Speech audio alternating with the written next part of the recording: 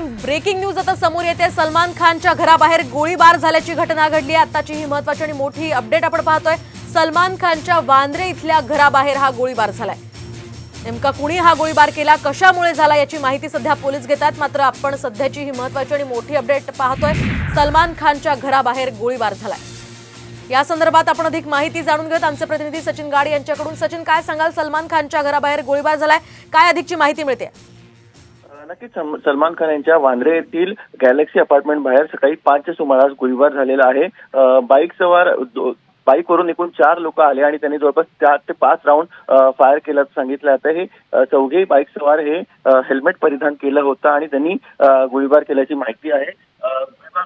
त्याची माहिती पोलिसांना मिळतात सध्या बँड्रा पोलीस आणि गुन्हे शाखेचे अधिकारी घटनास्थळावर पोहोचलेले आहेत आणि त्यांना घटनास्थळावरून एक कार्टेज देखील मिळालेलं आहे। आपल्याला माहिती आहे सगळ्यांना की सलमान खान याला गँगस्टर लॉरेन्स बिश्नोई यांनी याआधीच अनेकदा धमकी दिलेली होती। याआधी त्याला फोनवर, ईमेलवर तसेच त्याच्या घराबाहेर चिठ्ठी टाकून देखील त्याला धमकी देण्यात आली। तर या गोळीबारामागे पुन्हा पुढे लॉरेन्स बिश्नोई आहे का, याचा सध्या पोलिसांनी आता तपास सुरू केलेला आहे। सचिन, या संदर्भातले अपडेट्स तुमच्याकडून जाणून घेत राहणार आहोत। तुर्तास धन्यवाद दिलेल्या या सविस्तर माहितीसाठी।